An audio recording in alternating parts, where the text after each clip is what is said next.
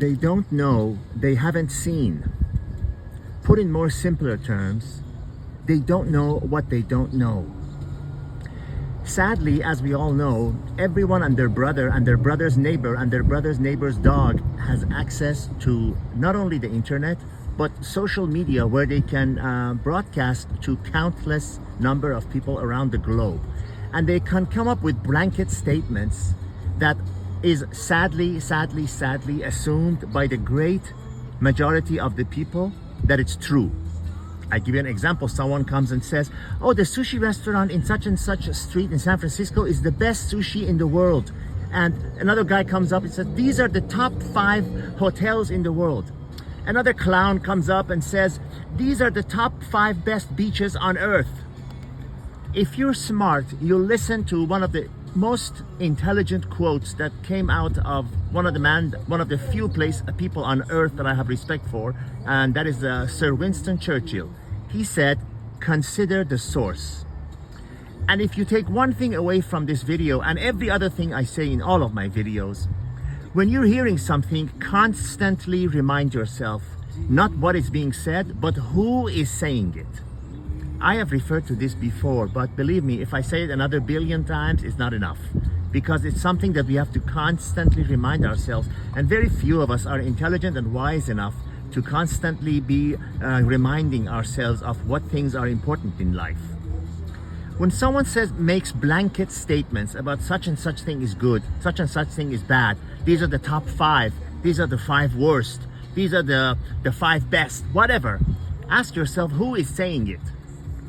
If someone is saying the beaches in Venice, California are the best in the world, well, ask them, have you been to the rest of the beaches on earth?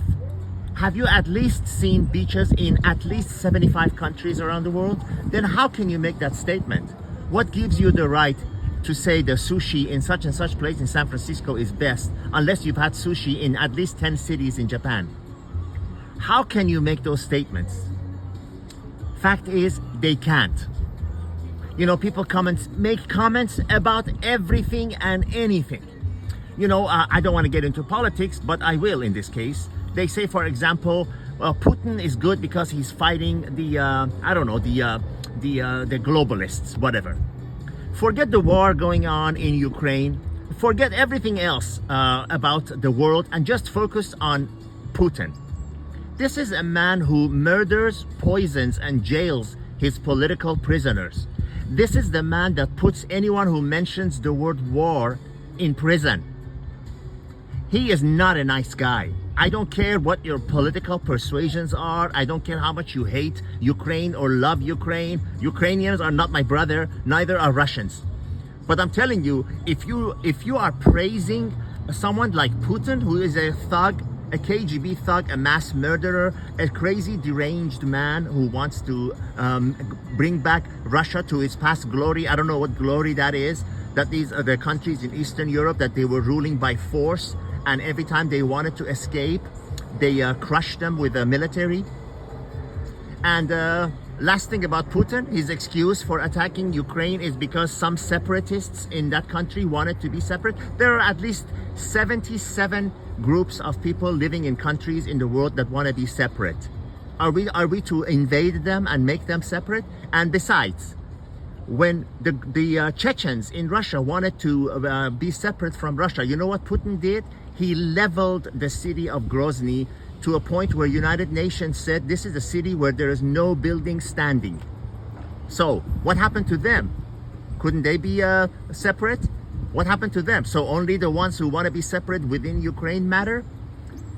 But going back to the main subject, when you hear blanket statements about something is best, something is worst, these are the top 10, whatever, they simply don't know.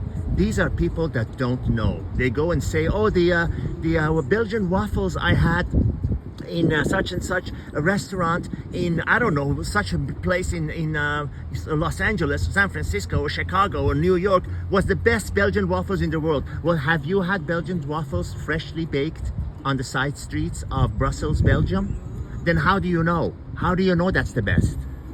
The fact is, you don't know.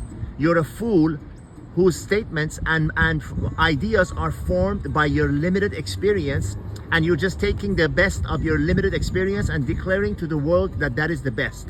It is not. I assure you it is not, because you don't know what you don't know. You know, I see these people on a daily basis that go and experience something and they say, oh, this is the best I ever had. Until you show them something better, then they say, oh my God, well, I didn't know about this. Exactly. You don't know what you don't know. You don't know what the experiences are in the world. Unless you've traveled to at least 100 countries, you don't have the right to say which country is the best. Unless you've gone and lived in other countries, you cannot say that this place is the best place to live. And you know, you cannot just go and live in Lisbon, Portugal and say this is the best place to live outside of US.